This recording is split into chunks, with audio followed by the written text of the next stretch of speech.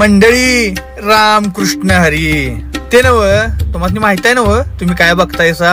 ओम Sai creation. अहो हे YouTube channel आहे. हे महाराष्ट्रातलं एकमेव युट्यूब चॅनेल आहे जे सगळ्या वारकरी विचारधारा घरोघरी पोहोचवण्याचं काम करतंय. अहो मग बघताय काय, आपली वारकरी विचारधारा पोहोचवणार हे चॅनेल तुम्ही सबस्क्राईब कराय नको? दुसरे चरण संताचिया त्यांच्या कृपादाने कथेचा विस्तार. बाबाजी सद्गुरु दास तुका जिथे ज्ञान विज्ञान संजीव होते, जिथे योग विद्येस सामर्थ्य येते, जिथे मानवाला मिळे मोक्ष गाथा, दया पाय ऋषी सदा नम्र माता. कृष्णाय वासुदेवाय हरये परमात्मने प्रणत क्लेशनाशाय गोविंदाय नमो नमः. सच्चिदानंद रूपाय विश्वोत्पत्त्यादि हेतवे तापत्रय विनाशाय श्री कृष्णाय वयं नमः. नमो विठ्ठला राजया पांडुरंगा, नमो रुक्मिणी माऊली ज्ञान गंगा, नमो पुंडलिका, नमो चंद्रभागा, नमस्कार माझा रुक्मिणी पांडुरंगा.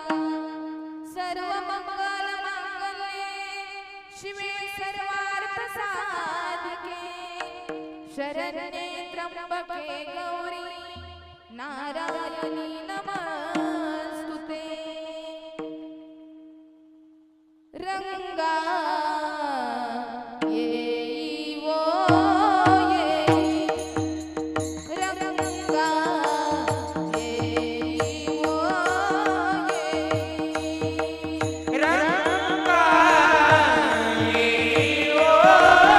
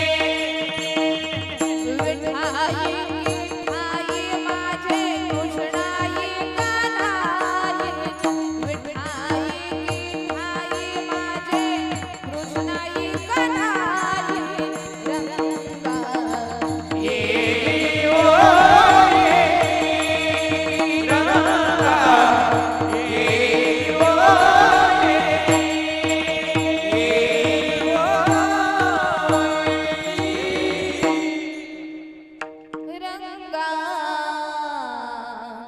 येई वो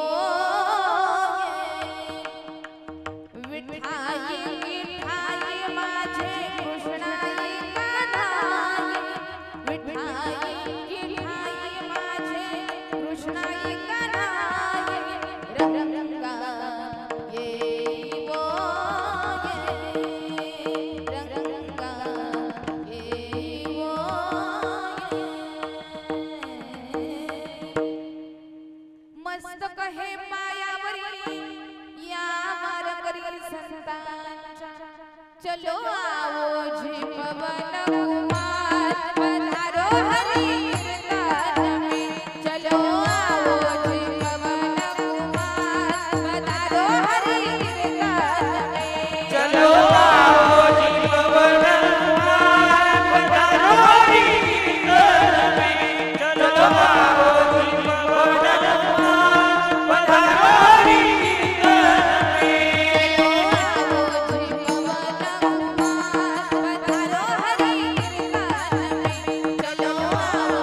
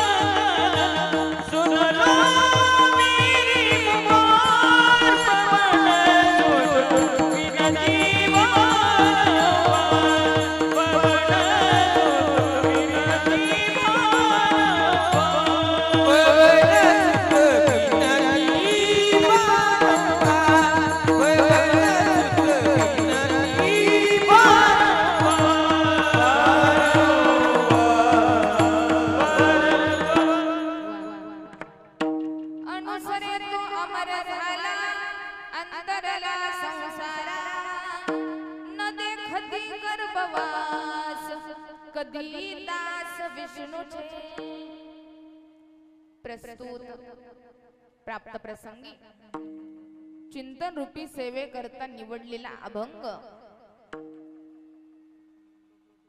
4 चरणाचा आहे.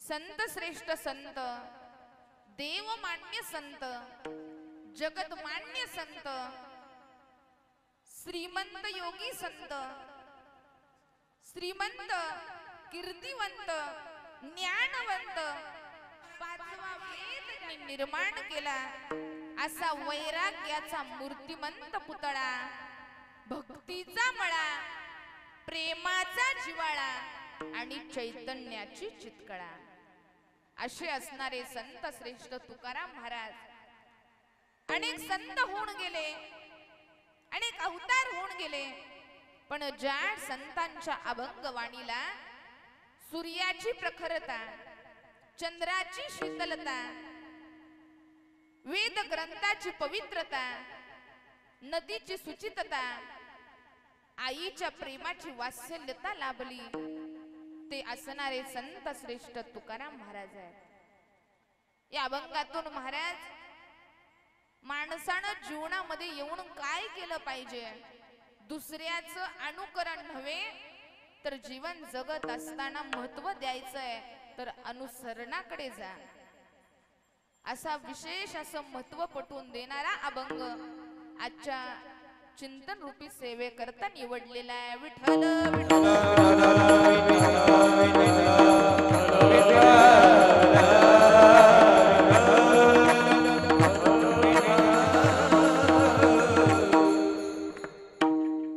नैमित्तिक कीर्तन सेवा निमित्त सगळ्यांना ज्ञात आहे.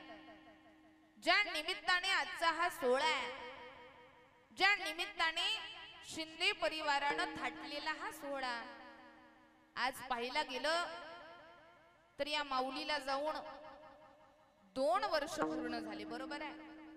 दुसरं पुण्यस्मरण आहे. कैलासवासी वैकुंठवासी चंद्रभागा दत्तू शिंदे या आपल्या आईचं, या माऊलीचं आज दुसरं पुण्यस्मरण आहे. आज खऱ्या अर्थानं पाहिला गेलं तर शिंदे परिवारावर दुःखाचं सावट आहे. आज त्यांना आठवेल, आजच नव्हे क्षणोक्षणाला आपल्या मातेची, आपल्या आईची, ज्या मायेने आयुष्यभर आम्हाला सावली दिली, ज्या मायेने, ज्या मातेने आयुष्यभर आम्हाला पंखाखाली जपलं, दुःखाची झळ आम्हाला लागू दिली नाही, कधी ऊन लागू दिलं नाही, स्वतः मात्र ऊन बघितलं नाही, वारा बघितला नाही, आयुष्यभर कष्ट करत राहिली आणि हा प्रपंच सांभाळला, हा परिवार मोठा केला. आज त्यांची दोन्ही मुलं असतील, नातवंड असतील, सुना असतील. आज भरलेला हा परिवार आहे, गजबजलेलं परिवार आहे, सुखाचे दिवस आहेत, सगळं काही आनंदात आहे. एवढा मोठा सोहळा आहे, सगळी पाहुणे रावळे उपस्थित आहेत. पण हे सगळं पाहिला ती माऊली आज उरली नाही. म्हणून त्या माऊलीच्या स्मरणार्थ, त्या आईच्या स्मरणार्थ मला विशेष असं वाटतं. काही ठिकाणी बघायला गेलं ना दादा, तर माणसं आपल्या माई बापाचं श्राद्ध घालायला नको म्हणतात. आजकाल आई बाबांचं श्राद्ध घालायला लोकांना वेळ नाही.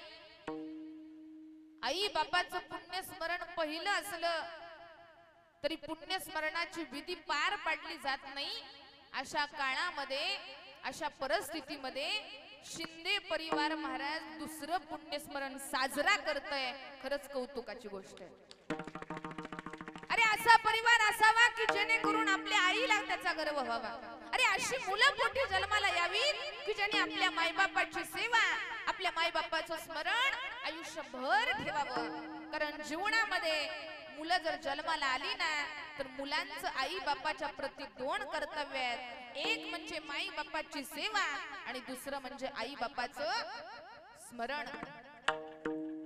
जोपर्यंत माई बाप जिवंत आहेत, जोपर्यंत माई बाप चालतायत, बोलतायत, बसतायत, उठतायत, तोपर्यंत आपल्या माई बापाची सेवा करा. आणि आई बाप गेल्यानंतर त्यांना स्मरणात मात्र ठेवा. ही मुलांची कर्तव्य आहेत आणि ती मुलांनी पार पाडली पाहिजेत. म्हणून शिंदे परिवाराचं विशेष कौतुक की दुसरं पुण्यस्मरण साजरा होतंय माऊलीचं. आणि त्या माऊलीच्या पुण्यस्मरणानिमित्त इथं नामस्मरण घडतंय. खर तर आमचे अण्णा एकनाथ भाऊ असतील, त्यांची आमची भेट झाली पाणीवला.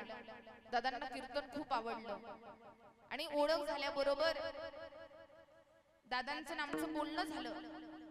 दादा म्हटले असे असे आमचे मित्र आहेत, त्यांच्या आईचं पुण्यस्मरण आहे आणि त्या मातेच्या माऊलीच्या पुण्यस्मरणानिमित्त इथं कीर्तन झालं पाहिजे, इथं नामस्मरण झालं पाहिजे.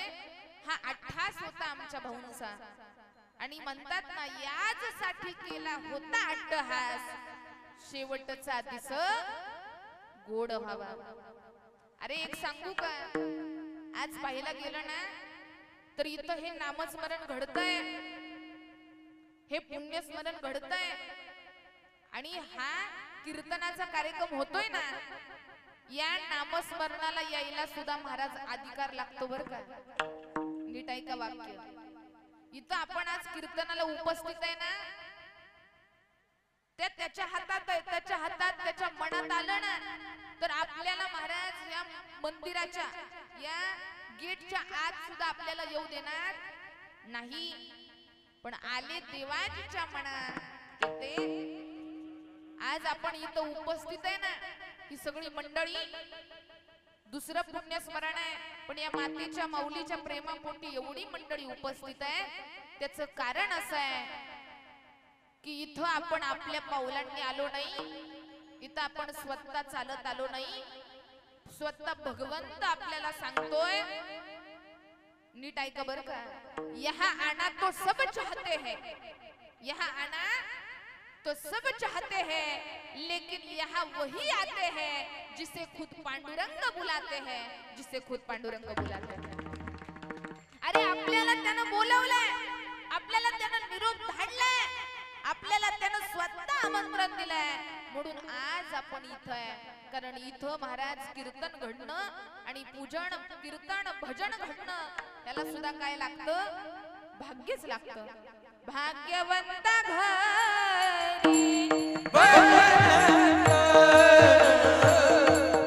भाग्यवंता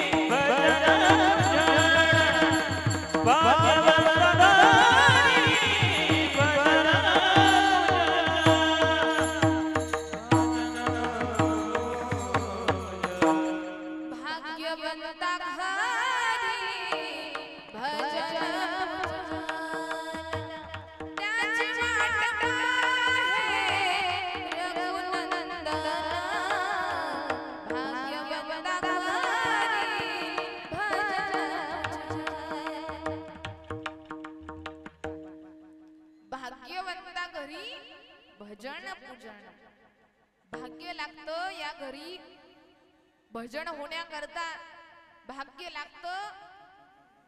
या मातीत नामस्मरण घडण्याकरता ही भूमी सुद्धा पवित्र झाली आहे. ही भूमी सुद्धा पावन झाली आहे. कारण जेथे कीर्तनाची शोभा तेथे पांडुरंग उभा. जिथं कीर्तन आहे, जिथं नामस्मरण आहे, जिथं परमार्थिक कार्य घडत आहे, तिथं दुसरं तिसरं कोण नाही, साक्षात कोण उभा आहे? पांडुरंग उभा आहे. आणि जिथं पांडुरंग उभा आहे तिथं कोणत्याही गोष्टीची भीती नाही. साक्षात पांडुरंग पाठीशी उभा आहे. म्हणून आज या पुण्यस्मरणानिमित्त अनुसरे तो अमर झाला अंतरला संसारा. इथं बघायला गेलं तर हा सोलापूर भाग, माळशिरस तालुका असेल, इथं बरीच परमार्थिक क्षेत्रातली मंडळी आहेत, साधक मंडळी आहेत. परमार्थिक लोकांचं माहेर घर म्हणजे सोलापूर जिल्हा असं म्हणायला काय हरकत नाही. कारण बरीच मंडळी साधक आहेत, बरीच मंडळी बऱ्याच लोकांची कीर्तन ऐकलेली आहेत, बऱ्याच महाराजांना ऐकलेलं आहे. सगळी सावध मंडळी आहेत. मी आल्यापासून बघतेय सगळ्यांचं लक्ष बरोबर, सगळे सावध आहेत. आमच्या आजींचं लक्ष आहे, पुढच्या 2-3 आजी आहेत, इकडं बरीच मंडळी आहेत, सावध आहेत एकदम. आणि कीर्तन त्याला बोलण्याकरता मजा आहे आणि श्रवणाकरता सुद्धा श्रोत्यांना मजा आहे. सावध असणं गरजेचं आहे. अभंगातून महाराज सांगतात अनुसरे तो अमर झाला. आता इथं सगळ्यांना माझा प्रश्न आहे. 2 शब्द तर सगळ्यांकरता कॉमन आहेत, सगळ्यांना माहिती आहेत, व्यवहारातले शब्द आहेत. पहिला शब्द म्हणजे अनुकरण आणि दुसरा शब्द आहे अनुसरण. नीट ऐका बरं का. अनुकरण कशाला म्हणायचं हे तुम्हाला सांगायची गरज नाही. अनुकरण म्हणजे थोडक्यात एखाद्याची कॉपी करणं. अनुकरण म्हणजे त्यांनी ती गोष्ट घेतली तर ती गोष्ट मला पण पाहिजे, ती मला हवी आहे असं त्याचं केलेलं अनुकरण, त्याची केलेली कॉपी म्हणजे त्याला काय म्हणायचं? अनुकरण म्हणायचं. आता ऐका, अनुकरण केलं तर ते कधीच उपयोगी येत नाही आणि अनुसरण आयुष्यात कधी वाया जात नाही. नीट ऐका बरं का. अनुकरण प्रत्येकाला करावंसं वाटतं. इथं बसलेले सगळ्यात ना, कुणाला नाही वाटत मला त्याच्यासारखं अंगावरती कपडे असावेत, त्याच्यासारखं माझ्याकडे सोनं असावं, त्याच्यासारखी माझ्याकडे गाडी असावी. महिला मंडळात तर लय वाटतं बरं का. इथल्या नाही बरं का, इथल्या बिचाऱ्या सगळ्या चांगले, कीर्तन करायचंय मला, पण इकडं तर लय अनुकरण चालतं. तिनं तसली साडी आणली, मला पण तसली साडी पाहिजे. आता तर कसली ती साडी निघालेली, श्रीवल्ली, घेतली का? म्हणजे प्रत्येकाला महाराज आवड आहे. एखादीनं जर साडी घेतली तर मला सुद्धा तिच्यासारखी साडी पाहिजे, मला सुद्धा तिच्यासारखं गळ्यातलं पाहिजे, मला सुद्धा तिच्यासारखं पैंजण घ्यायचंय, मला सुद्धा तिनं कोणती गोष्ट घेतली की मला काय पाहिजे. प्रत्येक जण अनुकरण करत असतो. अहो एका महाराजांच्या बायकोनं कीर्तनकाराची बायको आणि कीर्तनकार महाराजांना म्हटली मला 500 रुपयाची नोट द्या. नवरा म्हटला कशाला? नाही म्हणली माझी मैत्रीण पार्लरला जाऊन आले, मला पण पार्लरला जायचंय, केस सरळ करायचे म्हणली. नवरा म्हणला अगं त्याच्यासाठी पार्लरला जायची काय गरज आहे, तू घरीच प्रयत्न कर, सरळ होतील. बायको म्हणली काय पण बोलता, कसं शक्य आहे? अगं नवरा म्हटला माझं अख्खं खानदान सरळ करून राहिली तू आणि तुला तुझी केस सरळ होईल ना. म्हणजे खरी गोष्ट आहे ना महाराज.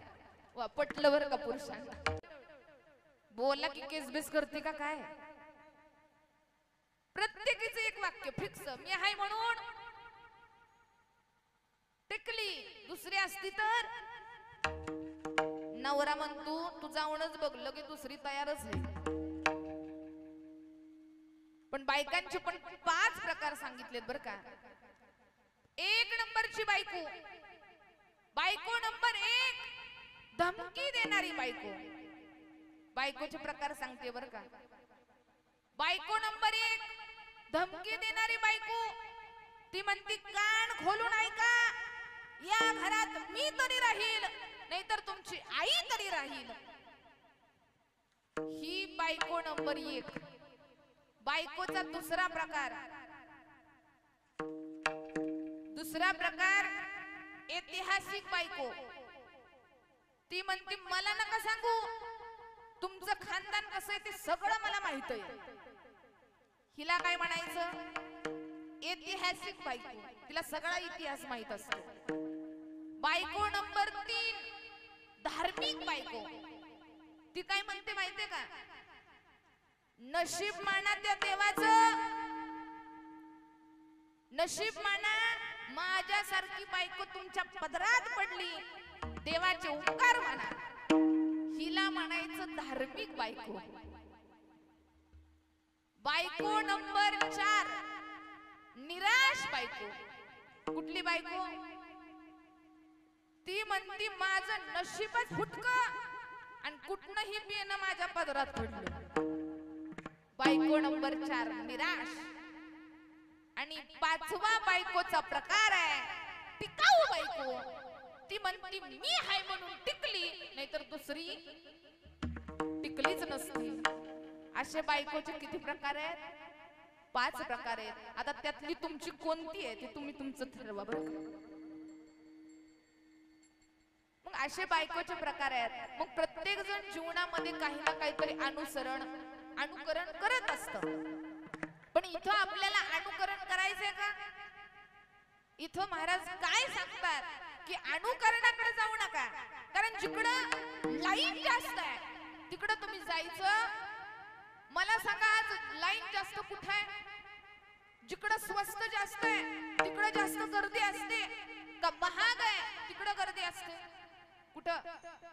पुरुष मंडळ गर्दी जास्त कुठं दिसणार? जिकडे स्वस्त माल आहे, भंगार माल आहे, त्याचा काही जास्त दिवस टिकणार नाही, अशाकडे जास्त गर्दी आहे. पण जिकडे टिकाऊ माल आहे पण महाराज त्याची किंमत जास्त आहे पण चिरकाळ टिकणार आहे, तिकडे मात्र गर्दी नसते. तसं माणसाचं तसंच झालंय. सगळी माणसं अनुकरणाच्या लाईनीत आहे पण अनुसरण करायला कोणी बघत नाही. सगळेजण त्याच्यासारखं राहायला, त्याच्यासारखं कपडे घालायला, त्याच्यासारखी श्रीमंती, त्याच्यासारखी गाडी पाहिजे म्हणतात. पण असं कोणी आहे का हो जगात? या जगाच्या पाठीवरती एक माऊली झाली, एक आई झाली. जगानं तिला म्हणावं की लहान लहान मुलांपासून म्हाताऱ्या माणसांपर्यंत सुद्धा तिनं त्यांचं पालन केलं. 1000-2000 मुलांचा सांभाळ केला आणि ती अनाथाची माय झाली. तिचं नाव आहे सिंधुताई सपकाळ. अशांचं अनुसरण करा, अशांचं अनुकरण करा, जेणेकरून आपलं नाव चिरकाल टिकून राहील, जेणेकरून आपल्याकडून पण काहीतरी सेवा घडेल पण आपण त्याच्याकडे जा नाही. म्हणून अनुसरणाकडे महत्व द्या, अनुसरणाकडे भर द्या. अनुसरण जीवनामध्ये खूप महत्वाचं आहे. नुसतं फक्त छत्रपती शिवाजी महाराजांसारखं महाराज गंध लावलं, चंद्रकोर लावली आणि छत्रपती शिवाजी महाराजांसारखी दाढी वाढवली तर कुणाला महाराज छत्रपती शिवाजी महाराज होता येईल का? होईल कोणी? छत्रपती एकच. अरे नुसतं घोड्यावरती बसून फिरणं नव्हतं तर आयुष्याचा 50 ते 52 वर्षाचा कालावधी अर्पण केलाय. कशा करता? स्वराज्या करता. आयुष्यातले वर्ष आयुष्य घालवले, 30-35 वर्ष घालवले त्या स्वराज्या करता. तेव्हा कुठं छत्रपती शिवराय हे नावात चिरकाळ टिकून आहे. त्याच्या पाठीमाग एवढा मोठा संघर्ष आहे. नुसतं तुकाराम महाराजांचं नाव घेतो, तुकाराम महाराजांकडे जय म्हणतो, जर पाहिला गेलं तर फक्त तुकाराम महाराजांचं नाव घेऊन होत नसतं. आयुष्य घालवलंय, संघर्ष बघितलाय जीवनामध्ये. आपण आपलं थोडस दुःख असलं की रडत बसतो. आपलं दुःख यातना सहन नाही झाल्या ना की देवाला नाव ठेवत बसतो. पण अरे ज्या तुकोबारायांनी सावकारकी होती, सावकारकी त्यांची. तुकाराम महाराजांसारखा श्रीमंत माणूस नव्हता, पण सावकारी सुद्धा देऊ केली, सावकारकी सुद्धा सोडली, दान केली अशी दान. आणि आपण काय करतो, आपली 2-3 रुपयाची टोपीच रस्त्यावर पडू द्या, 3 किलोमीटर माघारी जातो. कशासाठी? आपल्याकडे काय येणार आहे दातृत्व, आपल्याकडे काय येणार आहे उदारता, आपल्याकडे तुकाराम महाराज कळणार आहे. संत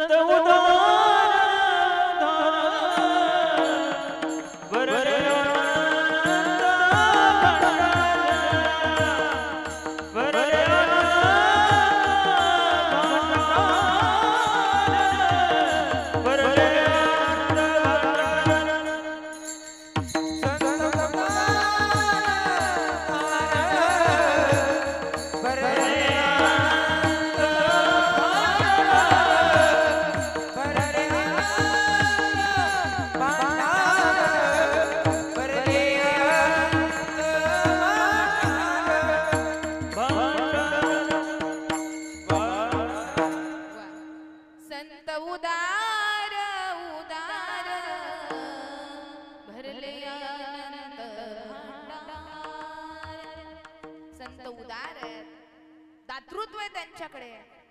तुकाराम महाराजांनी संसाराचा विचार केला नाही, बायका पोरं बघितली नाही. तुकाराम महाराज म्हणतात, बरे झाले देवा निघाले दिवाळे, बरी या दुष्काळे पिढा गेली. हे तुकाराम महाराज आहेत. तुकाराम महाराज म्हणतात, बरं झालं देवा बायको मेली, बरं झालं दुष्काळ पडला, बरं झालं दिवाळं निघालं. असं जर झालं नसतं तर माझं मन तुझ्यात रमलं नसतं. आणि आमच्या घरी महाराज नुसतं बायकोला बरं नसू देत की लगेच ह्यांचं तोंड उतरत. त्यांना म्हटलं का नाही, ऐ पिंपरीकर आज लईच तोंड टाकलंय, नाही म्हणतात, नाही घरातच बरं नाही, नाही कशाला कणकीला का चुलीला बरं नाही. तुकाराम महाराज होते. ज्ञानाच्या बाबतीत वेद आहेत, भक्तीच्या बाबतीत वैराग्य आहेत. 5वा वेद म्हणजे तुकाराम महाराज आहेत. तरी सुद्धा त्यांनी कधी आपल्या परिस्थितीला हार मानली नाही, संघर्ष सोडला नाही, आपलं आयुष्य भगवंत सेवेकरता अर्पण केलं. याला म्हणायचं अनुसरण. याचं अनुसरण करा, छत्रपती शिवरायांचं अनुसरण करा, तुकोबारायांचं अनुसरण करा. अरे 21व्या वर्षामध्ये, अवघ्या 16व्या वर्षामध्ये ज्ञानेश्वरी लिहावी आणि 21व्या-22व्या वर्षामध्ये संजीवन समाधी घ्यावी. काय आयुष्य बघितलं होतं त्या पोरानं. ज्ञानोबराय आज त्यांच्या चरण स्पर्शा करता अख्खा समाज तरसतोय. त्या काळी संन्यासाची मुलं म्हणून माऊलींना कशाला स्पर्श करू दिला नाही. आज त्याच माऊलींच्या स्पर्शा करता लाखो करोडोचा समाज तरसतोय. हे कमवलंय माझ्या माऊलींनी. अरे माय बापांना आमच्या मुलांना चांगलं जीवन जगता यावं, माय बापाचं प्रेम किती पहा. अहो मुला बाळांना जगता यावं याच्या करता स्वतः देहांत प्रायचित्त करावं. आणि जाता जाता आईनं सांगावं निवृत्तीनाथाला, निवृत्तीनाथा अरे इथपर्यंत मी या लेकरांना सांभाळलं बाळा, पण आजपासून लेकरा या 3 मुलांची जबाबदारी, ही 3 मुलं मी तुझ्या पदरात टाकून जातीये. आईचं हृदय बघा. आई सांगते निवृत्तीनाथा अरे ही जर लेकरं उठली तर मी जाऊ शकणार नाही बाळा. डोक्यावरून मायेने हात फिरवला. निवृत्तीनाथांना मुलं सोपवली आणि रुक्मिणी माता निघून गेल्या. देहांत प्रायचित्त केला. एक आई वडील आपल्या लेकरांच्या सुखाकरता काही करू शकतात ना, याचं उत्तम उदाहरण म्हणजे ज्ञानोबरायांचे माता पिता आहेत. हे आयुष्य अर्पण केलंय. म्हणून अनुसरण करायचं असेल ना तर चांगल्या व्यक्तींचं करा, साधू संतांचं करा. अजून एक बाई आलती अनुकरण करून. आली एक जण matching, blouse matching, lipstick matching, सगळं मॅचिंग करून आली. इथली नाही बरं का, जी आली ती तिचं नाव सांगते. तिचं नाव आहे पुतना. नाव काय? पुतना. आली ती, पण येताना नाटक करून आली. नाटक करून आली, पण देवाच्या ठिकाणी अजिबात नाटक चालत नाही. देवाला घ्यायला म्हणून आली, पण असताना ती पुतना रूपात आली. पण खरं तिचं रूप कोणतं आहे, खरं तिचं नाव काय? दुसऱ्या रूपात आली ना, पण त्याच्या पाठीमाग इतिहास काय? खरं असताना पुतना ती बलिराजाची मुलगी आहे. तिचं नाव आहे रत्नमाला. बरोबर? बलिराजाची मुलगी आहे रत्नमाला. आणि ज्यावेळी वामन अवतारामध्ये भगवंतानं बलिराजाकडे मागणी केली, जास्त विस्तार करत बसत नाही, तुम्हाला माहिती आहे. ज्यावेळी बलिराजाकडे देवानं मागणी करावी, लहानसा अवतार आहे बट्टू वामन, या अवतारामध्ये भगवंतानं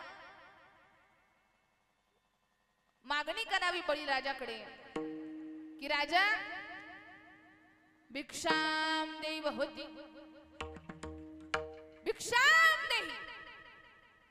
हा ब्राह्मण तुझ्या दारात भिक्षा मागायला आलाय, मला भिक्षा दे. बळीराजा म्हणतोय, बळीराजाचा यज्ञ चालू होता आणि बळीराजानं सांगितलं, तुम्हाला काळजी करायची गरज नाही, तुम्ही मागणी कुणाकडे करताय, काय पाहिजे ते मागा. त्यावेळी तो ब्राह्मण म्हटला, मला दुसरं तिसरं काही नकोय, मला फक्त 3 पाऊलं जमीन द्या, 3 पाऊलच जागा द्या.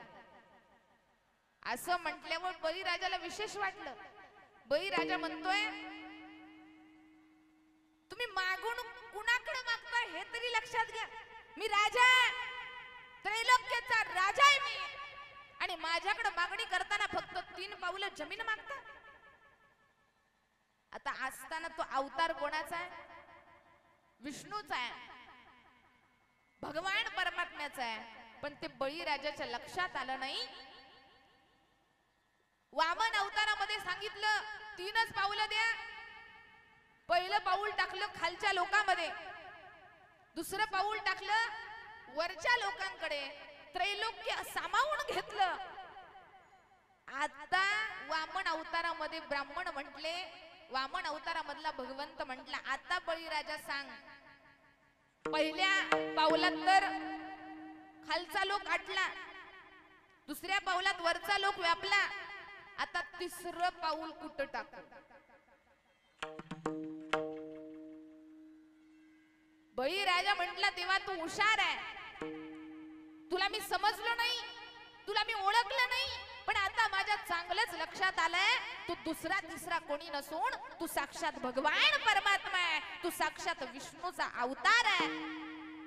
असं कर, त्रैलोक्य तर व्यापलंय, आता 3रं पाऊल टाकायचं असेल तर 3रं पाऊल माझ्या डोक्यावरती टाक. ऐका प्रसंग, ऐका. देव म्हणतो, बळीराजा स्वतःला हुशार समजतोस का रे? अरे पहिल्या पावलामध्ये खालचा लोक व्यापलाय, दुसऱ्या पावलामध्ये त्रैलोक्य व्यापलाय, आणि तू सुद्धा त्या त्रैलोक्याचा एक भाग आहे. त्रैलोक्य व्यापून झालंय म्हणजे तू सुद्धा त्याच्यातच येतो. 3रा पाऊल कसा मी तुझ्या डोक्यावर टाकणार? पण बळीराजा सुद्धा हुशार आहे. बळीराजा साक्षात देवाला सांगतोय, देवा अरे जे दान दिले ते त्रैलोक्य आहे, आणि जो दाता आहे तो मी आहे. नीट ऐका बरं का, उत्तर ऐका. जे दान दिलंय ते त्रैलोक्य आहे. पहिल्या पाऊलात तू खालचा लोक व्यापला, दुसऱ्या पाऊलात त्रैलोक्य व्यापलं, पण ते दान झालं, ती दोन्ही दानात गेले, पण दाता अजून जिवंत आहे. 3रं पाऊल माझ्या डोक्यावर टाक. दातृत्व बघा. त्यावेळी त्या बळीराजाची मुलगी रत्नमाला त्या ठिकाणी होती. तिने हे दृश्य पाहिलं. भगवंत एवढं देखणं गोजीरवाणं सुंदर रूप आणि एवढं देखणं रूप बघून तिला वाटलं की असं मूल माझ्या पोटी जन्माला आलं असतं ना तर त्याला मी माझ्या मांडीवर घेतलं असतं आणि त्याला माझा पाना पाजला असता. ऐका, भगवंतानं ती गोष्ट ऐकली आणि भगवंत लगेच म्हणतो तथास्तु. भगवंत येतो, पण तेवढ्या क्षणात काय झालं, भगवंतानं काय केलं, बळीराजाच्या डोक्यावरती पाय ठेवला आणि बळीराजाच्या डोक्यावर पाय ठेवताच बळीराजा कुठं जायला लागला, जमिनीत जायला लागला. तिला बघून एवढा राग आला, ती म्हणली बघताना तर लहान दिसतोय, हा लहान पोरग दिसतंय, पण माझ्या बापाच्या डोक्यावरती पाय ठेवतो आणि माझ्या बापाला जमिनीत घालतो. असलं पोरग जर माझ्या पोटी आला असतं, असलं पोरग जर मला भेटलं असतं ना तर मी त्याला मांडीवर तर घेतलं असतं, पण दूध नसतं पाजलं, दुधाच्या ऐवजी विष पाजून मारलं असतं. देव म्हटला अशी तुझी इच्छा आहे ना, ठीक आहे तथास्तु. नीट ऐका, आधी म्हटली एवढं गोजीरवाणं पोर माझ्या मांडीवाला असतं तर मी त्याला पाना पाजला असता. देव म्हटला तथास्तु. दुसऱ्यांदा म्हटली माझ्या बापाला जमिनीत घालतो, असलं पोरग जर माझ्याकडे आलं असतं ना तर त्याला विष पाजून मारलं असतं. दोन्ही गोष्टीला देवानं तथास्तु दिलाय ना. देव म्हटले ठीक आहे, दूध पाजायचं तर दूध पाज, विष पाजायचं तर विष पाज. म्हणून ती इच्छा तिची पूर्ण करण्याकरता तिला नाटक करावं लागलं. म्हणून तिला अवतार घ्यावा लागला. कशाचा? पुतनेचा. पुतनेच्या अवतारामध्ये कृष्णाला मांडीवर घ्यावं आणि कृष्णाला स्तनपान करावं. पण स्तनपान करायला आली, पण चांगल्या बाहुनेनं आली का? कशी आली? विष भरून आली. पण तो पण जगाचा बाप आहे. त्यानं महाराज जीव ओढायला सुरुवात केली. दूध पेलं, रक्त पेलं, शेवटी प्राण वडायला सुरुवात केली. मोटर लावल्यागतच चालू केलं महाराज. प्राण पण सोडला नाही. ही पुतना मोठमोठ्यानं ओढायला लागली, ओरडायला लागली, सोड, अरे सोड मला. देवाचं वाक्य ऐका. देव म्हणतो नीट ऐक पुतणे, एक तर मी कुणाला धरत नाही आणि धरलं तर सोडत नाही. म्हणून देवाला धरून बघा. देव कधी आपल्याला सोडत नाही, फक्त धरून बघा. खरंच त्याची अनुभूती घ्यायची असेल तर फक्त एकदा देवाला धरून बघा. देव आपल्याला कधीच एकटं सोडणार नाही. देव स्वतः आपल्याला सांगतोय. इथं आज तुम्ही कीर्तनाला आलाय ना, साक्षात देव आपल्याला सांगतोय की तुम्ही परमार्थाच्या ठिकाणी, सुखाच्या ठिकाणी माझ्याकडे एक पाऊल टाकून आलाय ना. आज तुम्ही सगळे मंडळी आलाय ना इथं नामस्मरणा करताय. साक्षात भगवंत तुम्हाला सांगतोय की तुम्ही तुमच्या सुखाच्या काळात एक पाऊल टाकून माझ्याकडे या. मी तुमच्या दुःखाच्या काळात तुमच्याकडे 1000 पावलं टाकून येईल आणि तुमचं दुःख निवारण करेल. साक्षात भगवंत सांगतोय. कारण त्याच्या महाराज शब्दात आहे की मी कुणाला एकतर लवकर धरत नाही, पण एकदा का त्या व्यक्तीनं मला धरलं ना तर मरेपर्यंत त्या व्यक्तीला सोडत नाही. म्हणून देवा पुढं पुतनेचं अनुकरण काही जास्त वेळ टिकलं नाही. अनुकरणाला महत्व नाही. अनुकरण सोडून द्या. कारण बघायला गेलं ना तर भगवंताच्या बापाला हे सुद्धा चुकलं. अरे ज्यावेळी दशरथ राजा बघायला गेला ना तर देवाधिकाला सुद्धा हे चुकलं नाही. मग तुम्ही आम्ही कोण आहे? जर पाहायला गेलं तर दशरथ राजाला सुद्धा आपल्या पुत्र वियोगानं मरावं लागलं. दशरथ राजा महालामध्ये मरतो. तिकडं कौसल्या माता आहे ना, कैकेयीच्या हट्टापोटी राम प्रभूंना वनवासाला जावं लागलं. तरी सुद्धा दुःख वाटेला आलं ना तरी राम प्रभू महाराज कधीच म्हटले नाही की माझ्या वाटेला असं दुःख का, माझ्या वाटेला असं का. अरे मी तर आज सिंहासनावर बसणार होतो. बघा, राम प्रभूचं तेवढं मला एवढं आवडतं. घ्यायचं असेल ना आदर्श राम प्रभूंचा घ्या. अरे राम प्रभू सिंहासनावरती बसणार आहेत. त्यांनी सगळ्यांना सांगितलं राजे प्रभू उद्या तुम्ही सिंहासनावर बसणार आहे. असं म्हटल्यावर एखाद्याला किती आनंद झाला असता हो. पण रामप्रभूंची रिएक्शन अशी होती, ठीक आहे कसं आहे, राजगादीवर बसणार आहे उद्या तुम्ही. रामप्रभू म्हणतात ठीक आहे. आणि दुसऱ्या दिवशी समजतंय रामप्रभू अहो तुम्हाला वनवासाला जावं लागतंय. रामप्रभू म्हणतात ठीक आहे. नीट ऐका बर का, फरक दिसला का? राजगादीवर बसायचंय ठीक आहे, वनवासाला जायचंय ठीक आहे. म्हणजे कोणतीही परिस्थिती असो, माझ्या आनंदात माझ्या सुखात काही बदल होणार नाही हे शिकवतं ते आम्हाला रामायण. हे शिकवतं. म्हणून आदर्श घ्या रामायणाचा. आणि मग राम प्रभू वनवासाला निघालेले असताना सीता मातेकडे आले आणि सीता माताला म्हणतात चल आता येतो मी. कुणाला म्हणताय? सीता मातेला. खरंच राम कहाणी राम कथा जर ऐकायला लागलं ना तर महाराज डोळ्यातनं पाणी येईल बर का. कारण जीवन कसं जगायचं, जीवनामध्ये भाऊ-भावाचं प्रेम कसं असावं हे शिकवतं रामायण. पत्नीचं आपल्या नवऱ्यावरती किती प्रेम असावं हे शिकवतं रामायण. आपल्या बापाचं मुलावरती किती प्रेम असावं हे शिकवतं रामायण. आपल्या मुलाचा किती बापाप्रती आदर आहे हे शिकवतं रामायण. आणि आपलं जीवन सुद्धा घडवतं ते म्हणजे रामायण. जीवन घडवायचं असेल ना तर रामायण ऐका. जीवन घडवायचं असेल तर रामायण ऐका. आणि इतिहास घडवायचा असेल तर महाभारत ऐका. सगळं आपल्या करताय. राम प्रभूंची कहाणी ऐकली तर डोळ्यातून पाणी येईल.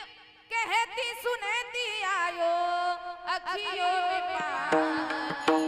राम कहानी सुन रे राम कहानी. राम कहानी सुन रे राम कहानी. राम कहानी सुन रे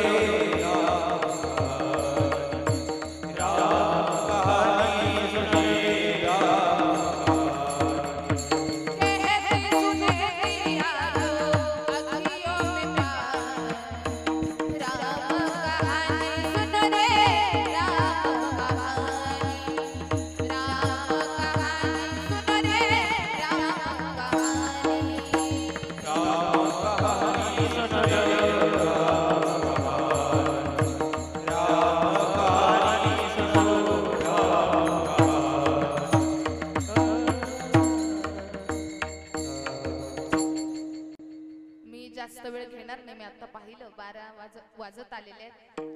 थोडं 10-15 मिनिटं पुढे जाऊ शकतं. कुणाची गडबड नाही ना? पुरुष मंडळ नाही. बाबांचा हात आलाय. मग आता चालू द्या रातभर. असू द्या. थोडं पुढे जाईल 10-15 मिनिटं. कहती सुनेती आयो अखियों में पानी. राम कहानी सुनो रे राम कहानी. राम प्रभू आले सीतामाईकडे आणि सीतामाईला म्हणतात चल ग तुझा निरोप घेतो आणि येतो. त्यावेळी सीतामाई म्हणते निरोप कसला माझा घेता. निरोप कसला माझा घेता. जेथे राघव तेथे सीता. जेथे राघव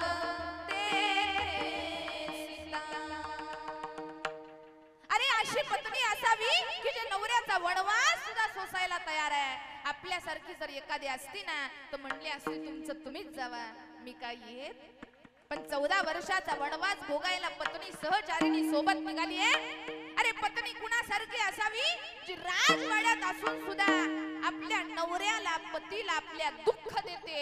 त्या कैकई सारखी नसावी तर पत्नी असावी जी पंचवटीमध्ये जंगलामध्ये राहून सुद्धा आपल्या नवऱ्याला सुख देते. त्या सीतामाई सारखी पत्नी असावी जी नवऱ्याला सुख दिल्याशिवाय राहत नाही. तर तुमच्या घरी सोन्याचा घास असू द्या पण महाराज नवरा बायकोमध्ये जर समंजसपणा नसेल, नवरा बायकोमध्ये जर बोलणं चांगलं नसेल, तर महाराज त्या सुखाचा घास सुद्धा कडू लागतो बरं का. पण तुमच्या घरी जर चटणी भाकरी असू द्या, पण नवरा बायकोमध्ये प्रेम असू द्या, अहो दोघं एकमेकाला प्रेमानं घास भरवतात आणि तो घास सुद्धा गुलाबजाम सारखा गोड लागल्याशिवाय राहत नाही, कारण हे एकमेकांबद्दलचं प्रेम आहे. मग सीतामाई वनवासाला गेल्या आणि सीतामाईनं हरिण पाहावं.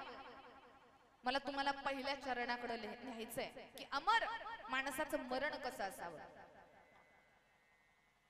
हरिण दिसलं आणि सीतामाईनं हट्ट करावा, पण त्याच्या मागे पण कहाणी आहे. रावणानं हट्ट केला मारीच मामाकडे. मामा तसं लय होऊन गेलं, इथं पण असतील मामा. कंस मामा आहे, शकुनी मामा आहे. ज्या ज्या वेळी महाराज मध्ये काही काडी टाकायची असेल, काही बदलायचं असेल, तर मध्ये कोण येतात? मामा येतात. इथले मामा नाहीत बरं का. शकुनी मामा होते, कंस मामा होते, तसं रामायणामध्ये होते मारीच मामा. मारीच रावणानं सांगितलं जावा हरिण म्हणा, हरणाचं रूप घ्या आणि सीतामाईला पळवून आणण्यास मला मदत करा. त्यावेळी ते मारीच मामा म्हटले, मला काय हे जमणार? ती सीता पतिव्रता आणि पतिव्रता स्त्री म्हणजे काय जर पाहिला गेलं ना, तर महाराज तिच्या तेजानच नुसतं विचार केला. हरिण म्हणून सीताचं हरण करायला जावं, सोन्याचं हरण बनावं, मोह दाखवावा, तर तिकडं मी राम प्रभूच्या हातून मरतोय आणि इकडं हरिण बनून नाही जावं, तर इकडून कुणाच्या हातनं मारावं लागतोय? तिकडं मारतोय तो राम आणि इकडं मारतोय तो बोला रावण. मग कुणाच्या हातून मरणं चांगलं? इकडं आड तिकडं विहीर, मरायचं तर आहेच. मग मरताना त्या मारीच्यानं विचार केला, अरे रावणाच्या हातून जर मी मरलो तर माझं नाव सुद्धा कुठं बघायला राहणार नाही, पण राम प्रभूच्या हातनं जर मी मरलो तर माझं नाव अमर चिरकाल टिकेल, माझ्या नावावरती इतिहास रचला जाईल. राम प्रभूंच्या हातनं मरायला आवडेल. म्हणून परिणाम काय झाला? राम प्रभूच्या हातून मरण पत्करलं आणि नाव महाराज अमर केलं. अभंगाचं पहिलं चरण.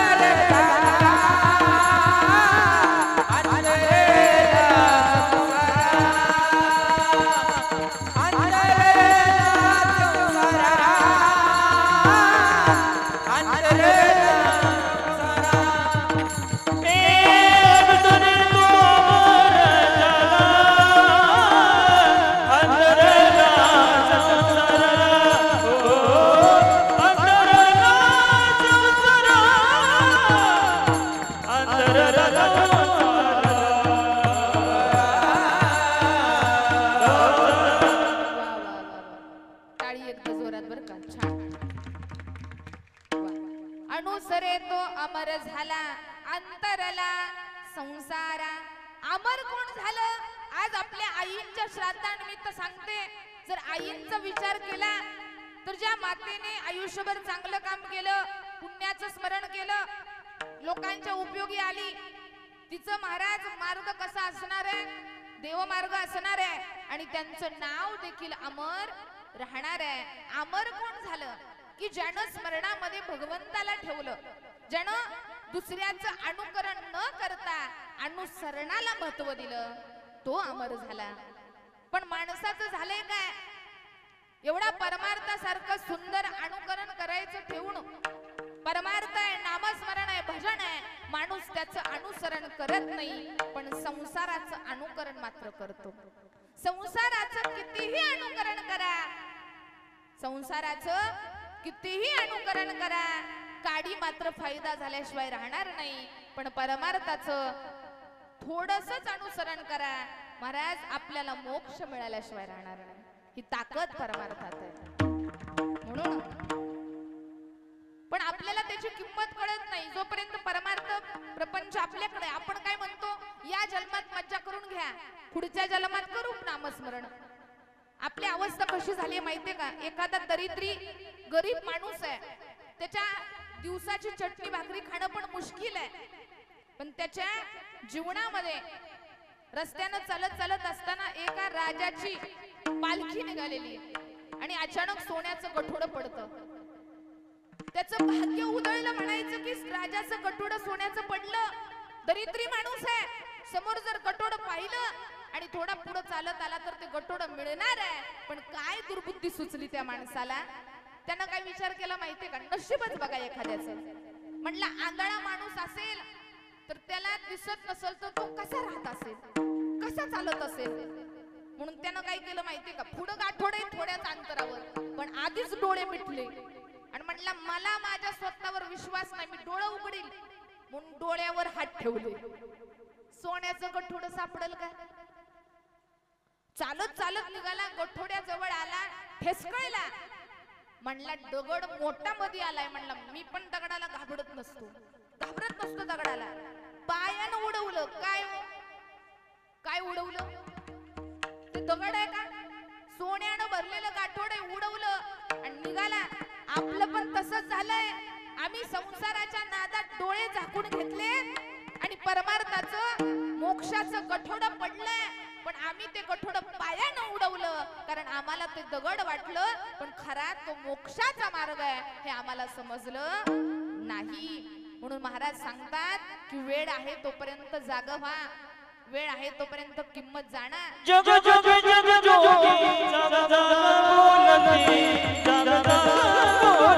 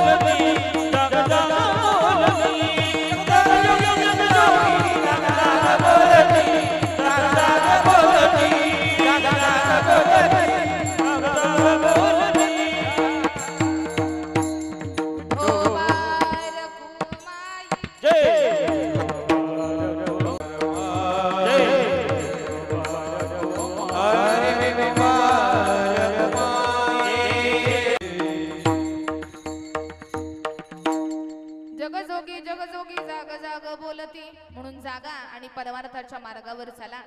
आज या शिंदे परिवाराचा 88 त्यांच्या आईच्या मातोश्रीच्या पुण्यस्मरणानिमित्त त्यांचे पती असतील दत्तू संभा शिंदे, कैलासवासी चंद्रभागा दत्तू शिंदे यांच्या पत्नी आहेत. त्याचबरोबर दोन्ही मुलं असतील, दुर्योधन शिंदे असतील, विभीषण शिंदे असतील, त्यांच्या पत्नी असतील रोहिणी, पार्वती. त्याचबरोबर मुलं असतील अभिमान, पूजा, विनोद, प्रेम आणि त्याचबरोबर सुना असतील, नातसुना असतील दीपाली, आरोही आणि आयुष. अशी बरीच मंडळी आहेत. तर या सगळ्या परिवाराचं धन्यवाद. या ठिकाणी मला बोलवलं. आज ज्या मातेच्या श्राद्धानिमित्त, पुण्यस्मरणानिमित्त दुसरं पुण्यस्मरण आहे आणि या पुण्यस्मरणानिमित्त माझ्या वाटेला आलेली सेवा.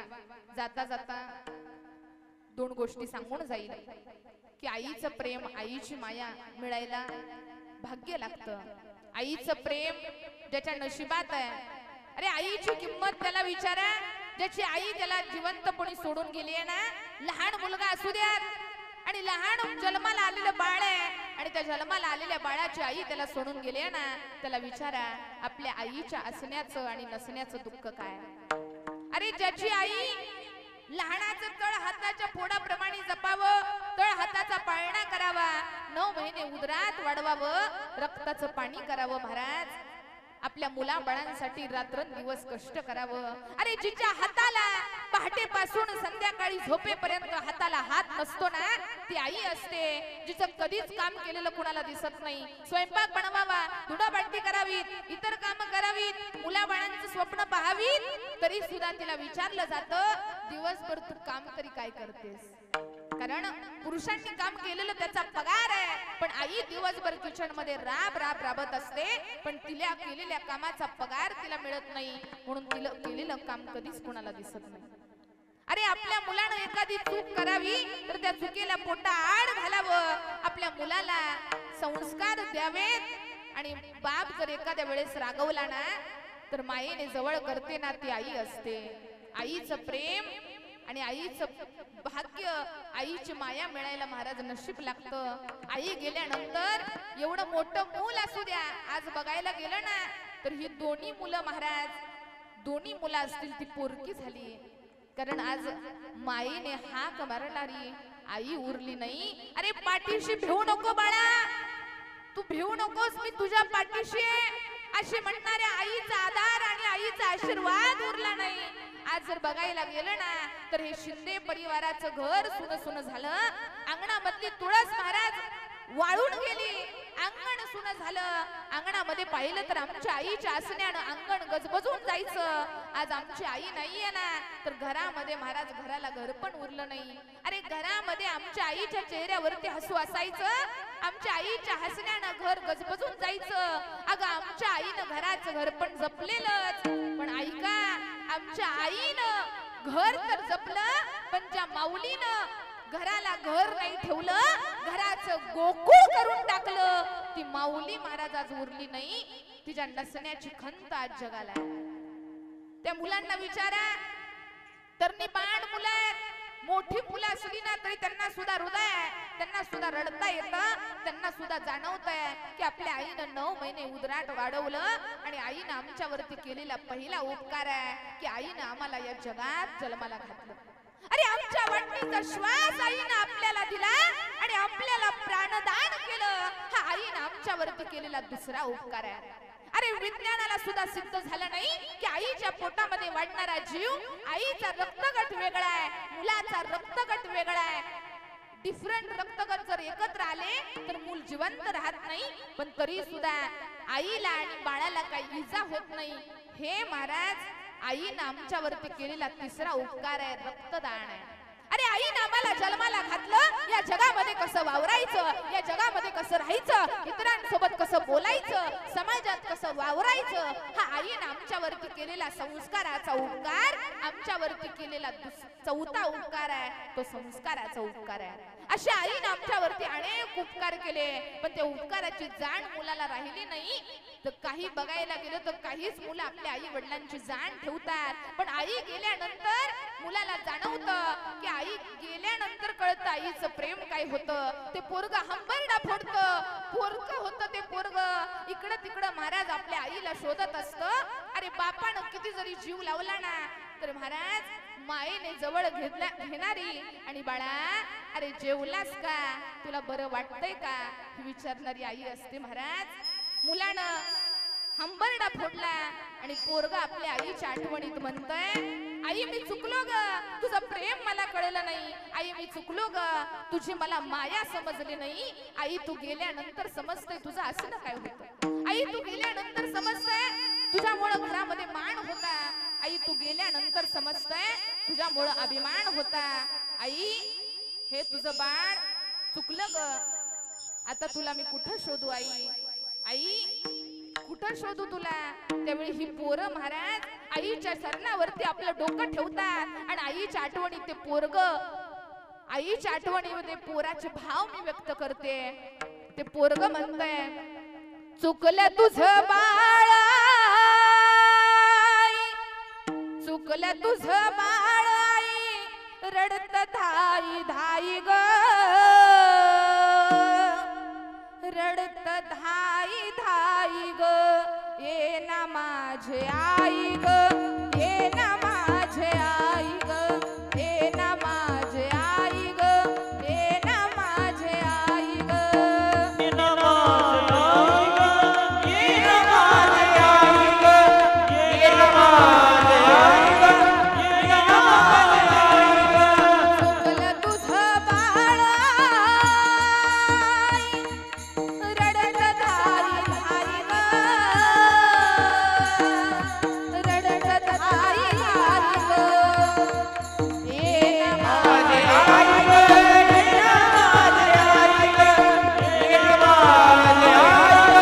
ये ना माझे हाल झाले सांगू मी कुणाला, सांगू मी कुणाला, सांगू मी कुणाला.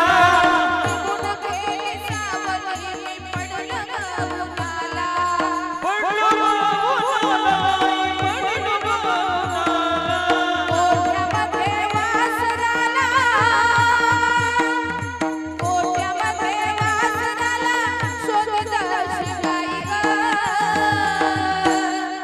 शोधित शिकाई ग, ये ना माझे आई ग, ये ना माझे आई ग, ये ना माझे आई ग, ये ना माझे आई ग, ये ना माझे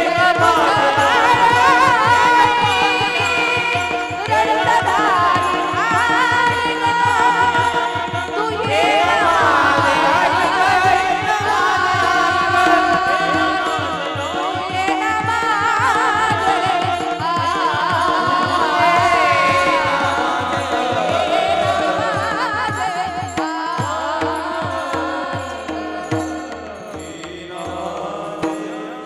चुकलं तुझं बाळ, रडत धाई धाई ग, ये ना माझे आई ग, तू ये ना माझे आई ग. आज या मुलांच्या प्रती आपल्या आईचं प्रेम, मुलांनी आईच्या स्मरणार्थ दुसऱ्या पुण्य स्मरणात इथं कीर्तनाचा सोहळा थाटला. आज जर विचारलं ना दोन्ही लेकांनी, आमचे दुर्योधन दादा असतील, बिभीषण दादा असतील, सांगा महाराज या कीर्तनाच्या माध्यमातून सांगा आमची आई कुठं असेल, आमच्या आईला जागा कुठं भेटली आहे. तर ज्या माऊलीच्या श्राद्धानिमित्त पुण्यस्मरणानिमित्त इथं कीर्तन आहे, नामस्मरण आहे, एवढ्या लोकांचं प्रेम आहे, आशीर्वाद आहे, त्या माऊलीला देव मार्ग मिळाल्याशिवाय राहणार नाही आणि भगवंताच्या चरणाजवळच जागा मिळणार आहे. मी माझ्या मनाचं सांगत नाही, याला प्रमाण आहे ज्ञानदेव सांगत झाला हरी पाठ, पूर्वजा वैकुंठ मार्ग सोपा. म्हणून आत्म्याला शांती लाभावी अशी ईश्वर चरणी प्रार्थना करायची आहे. आता लगेचच फुलाचा अभंग होईल. पुंडलिका वरदेवचा गजर झाल्यानंतर सगळ्यांनी फोटोवरती फुलाचा वर्षाव करायचा आहे. आपल्या आईच्या आत्म्यात शांती लाभावी अशी ईश्वर चरणी प्रार्थना करायची आहे. आज कार्यक्रमाचा योग समस्त शिंदे परिवार या परिवाराच्या आग्रहास्तव आणि परिवाराचा अट्ठास, कारण तुका म्हणे का मरणची सरे, उत्तमाची कुरे कीर्ती माझे माग, उत्तमाची उरे कीर्ती मागे. आज जर बघायला गेलं तर आई देह रूपानं इथं नसल्या तरी कीर्ती रूपानं नक्कीच आपल्यामध्ये आहेत. आणि या मुलांचं प्रेम, परिवाराचं प्रेम निश्चितच आपल्या आईपर्यंत पोहोचल्याशिवाय राहणार नाही. आणि अजून एक कार्यक्रमाचं ज्या निमित्तानं मी या ठिकाणी आले, आमचे आदरणीय एकनाथ भाऊ अण्णा यांच्यामुळं हा कार्यक्रमाचा योग, त्यांनी तिथं कीर्तन पाहिलं आणि मला इथं बोलवलं. अण्णांच्या बाबतीत मी एकच वाक्य बोलेल की माणूस समाज कार्य करतोय, अन्नदान कायम होते. आपल्या साई मंदिर असेल, दक्षिणमुखी मारुतीचं मंदिर देखील आहे. सोमवारी फराळ चालू आहे, अन्नदान चालू आहे. व्यापार सांभाळत सांभाळत भक्ती मार्ग सांभाळतायत, लोकांना चांगला मार्ग दाखवतायत. आणि एक सांगू का, वाक्य नीट ऐका बरं का, साई बाबांची सेवा केलेली कधी वाया जात नाही. कारण ज्याच्या पाठीमाग साई, त्याचं कधीच बिघडत नाही, त्याचं कधीच बिघडत नाही. म्हणून असंच भगवंताची सेवा आणि अशीच साधू संतांची सेवा तुमच्याकडून घडावी, सत्कार्य तुमच्याकडून घडावं आणि असंच लोकांच्या उपयोगी पडावं अशी मी ईश्वरचरणी प्रार्थना करेल. पुन्हा एकदा नातवंड असतील, आमचे दादा असतील, बरेच मंडळींचं माझं कॉन्टॅक्ट झालं फोनवरती, सगळ्यांची नावं घेणं शक्य नाही. आमचे भाऊ असतील, सगळी दोन्ही मुलं असतील, त्यांचे पती असतील. आज खरं आपली सहचारिणी आपल्या सोबत निघून गेली, आयुष्य संसार सोबत पाहिला, सुख दुःख सोबत अनुभवलं, पण जीवनाचा गाडा ओढता ओढता एक चाक मागं निघून गेलं. त्या पतीला आपल्या बायकोच्या जाण्याचं दुःख मोठं आहे, पण मुला बाळांकडे बघून आपलं दुःख सावरलं, आवरलं आणि आपला संसाराचा गाडा ओढत राहिला. पण आज त्या माऊलीला आत्म्यात शांती लाभावी, त्यांचा परिवार सुखात नांदावा अशी मी ईश्वरचरणी प्रार्थना करते आणि आपल्या सेवेला पूर्णविराम. तुकाराम ज्ञानेश्वर